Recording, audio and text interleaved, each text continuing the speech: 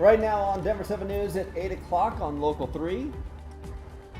As we take a live look over the Mile High City on this 4th of July morning. Happy Independence Day. Some of us were probably up late last night. Plenty of fireworks displays across town.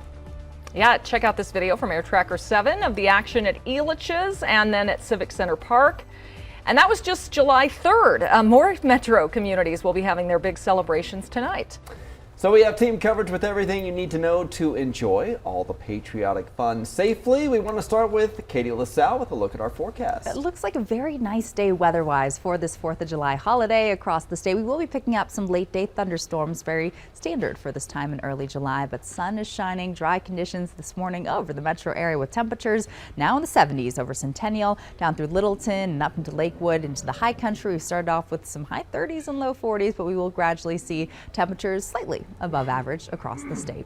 Here's a look at your hourly planner by 10 o'clock, getting into the low 80s, so warming up quickly. Daytime highs reaching the low 90s through the early afternoon hours, and taking us through Futurecast, you can see dry and mostly sunny conditions for the first half of the day. After about noon, we'll start to pick up a little bit of that shower and storm activity into the mountains. It will be a drier day across the state than what we experienced on Sunday, but still could see some late day thunderstorms until about 6 p.m. here over the Denver area. Light to moderate rainfall will be possible. Most of it will stay west into the foothills and mountains, then we'll clear out later on tonight. Jason. Yeah, it should be nice. We had some rain showers around town yesterday that put a little bit of a damper on some of the celebrations. Right now we have a great drive in the high country, Glenwood Springs, Grand Avenue Bridge, making our way down to Carbondale and Aspen in great shape. Making your way back towards town on I-70 later today. It will be crowded, especially coming from the Eisenhower Johnson tunnels all the way back here to Denver. Take a look at the drive here in Metro Denver. A lot of green, obviously pretty expected. It's a holiday after all. We did have a two-round closure of westbound 470 here at Ken Carroll. Let me show you on the camera what's going on. Right now they have all lanes open again. You can see some of that traffic that was bunched up just a bit ago trying to get through here. They had a serious crash right in here coming off that ramp, and so they had to close it down for about 15-20 minutes, opened it up for a little bit, and then closed it down for another 15-20 minutes to get it all cleared up. So I'm not seeing any travel time delays. No need for an alternate route right now trying to get through there, even though you see it on the map. It's really not, winding down pretty nicely. The rest of the drive wide open, including tour from the airport, heading out to DIA. Well, you have been following breaking news this morning. South Metro firefighters worked into the night to put out a fire that consumed a garage in Highlands Ranch. They say this was caused by improperly discarded fireworks. Denver 7's Christian Lopez joins us live from Highlands Ranch this morning. Thankfully, everyone inside is okay, but it is a reminder of the dangers of fireworks. Yeah, thankfully everyone is all right, and we just spoke to neighbors who said that the fire department did an incredible job getting here quickly, but it's still a scary reminder about the dangers of fireworks and just how quickly they can spark a fire like this one. Let me show you the damage right there. Most of it impacting the garage here. That call came in around 11 o'clock last night. South Metro Fire shared even more photos of the damage, and firefighters also rescuing the family cat. In some of the photos, you can see firefighters giving the cat oxygen. Thankfully, crews were able to stop the flames from spreading. Investigators say that the fire was an accident because someone threw away fireworks into a plastic trash can inside the garage, and that is what sparked the flames. But the family thankfully was able to evacuate safely, and that was thanks to those smoke detectors that went off, as well as those fire crews who responded very quickly.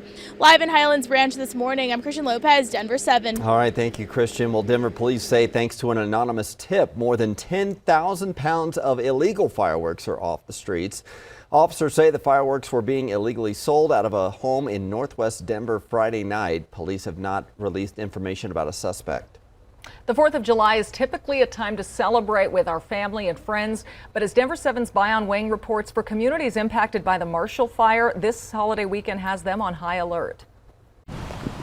It's a Louisville neighborhood decorated in 4th of July fashion. I think there's people who are still interested in celebrating the 4th. But not like they used to, and not all of Richard Morgan's neighbors get to partake. You see a lot of the damage already when you come into our neighborhood. Some homes on his street destroyed by the Marshall Fire. So I think that's just affecting people's moods this year. And that's why Morgan's community doesn't have an appetite for one particular Independence Day festivity this year. I don't think there's a whole lot of tolerance for, private fireworks.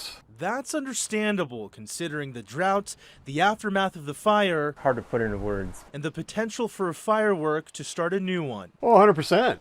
Yeah, it's on everybody's mind. Despite fireworks being prohibited in Boulder County this year, Denver 34, I'm also fireworks for tonight. dispatch centers have received several complaints. And Chillian Route fireworks complaint. Over 37 fireworks complaint. And then the report Saturday night no one in Boulder County wants to hear. So this was a fireworks started fire. While the location and size of the fire were not confirmed, Preston Lyons, a firefighter with North Metro Fire Rescue, says the cloud coverage and rain this holiday weekend is deceiving. It gives you a false sense of protection. It's going to give people more confidence to think that they can set off fireworks. But Lyons knows better. He was one of the first crews on scene during the Marshall Fire. The grasses are still dry and things can still burn. That's why Louisville resident Kristen Keller is opting to watch fireworks at a professional display in the city this year. I know there's a lot of people feeling like the city isn't reading the room. Personally, I'm glad they're having it because I feel like we have to go back to some sort of normalcy. So I'll be there. And hundreds of others will be too. Bayon Wang, Denver 7. There are plenty of safe ways to celebrate the 4th of July today. Denver 7's Veronica Acosta continues our holiday coverage with where you can catch all the big fireworks displays around town. Veronica. Well, it's a big day. A lot of different cities across the state are going to be putting on those fireworks shows. Meantime, a lot of cities decided to just cancel theirs for a couple of different reasons. So let's run you through where you can and where you can't watch some of those fireworks shows later tonight. If you're in Aurora or you live anywhere nearby, some good news for you. You'll be able to go to a fireworks show there. It's at the 4th of July Spectacular over at the Aurora Municipal Center Great Lawn. Lafayette, also some good news for all of you. There will be a show at Wanaka Lake. And then over in Loveland, the July 4th Festival, it's back this year. The fireworks show there will start right after 9:15 tonight. Now, if you live in Denver, of course, fireworks shows, they are illegal here. They happened over the weekend. And the same goes for Boulder. The show at Folsom Field, that was canceled because of worker shortages. Unfortunately, Castle Rock went the same route as the previous two cities, canceling its show. The reasoning there, because of increased fire risk. So if you're curious, we do have a full list of where you can and can't watch fireworks shows across the state over on our website. That's at thedenverchannel.com. In Denver, I'm Veronica Acosta, Denver 7. All right, Veronica, thank you. If you live anywhere near those displays or if fireworks are going off in your neighborhood tonight, be careful and watch your pets. The Denver Animal Shelter says it is already near capacity with lots of dogs waiting in the lost and found right now. With staffing shortages and a high pet population, they say any more pets will just add to the stress. It can be very difficult for our staff and all the animals that we already have here to just continue to take on more and more. They recommend staying home tonight if your pet is anxious, turning on the TV and giving them lots of treats to keep them from running away. And most importantly, don't take pets outside to watch fireworks. The animal shelter told us they will keep their after-hours kennels open tonight for those who are looking for a lost pet. The Greeley Stampede Parade kicks off at 9 a.m. Hopefully you're making your way down there to find your spot. It will start with dozens of Longhorns parading down the street, followed by bands and other groups. It is a long-time tradition.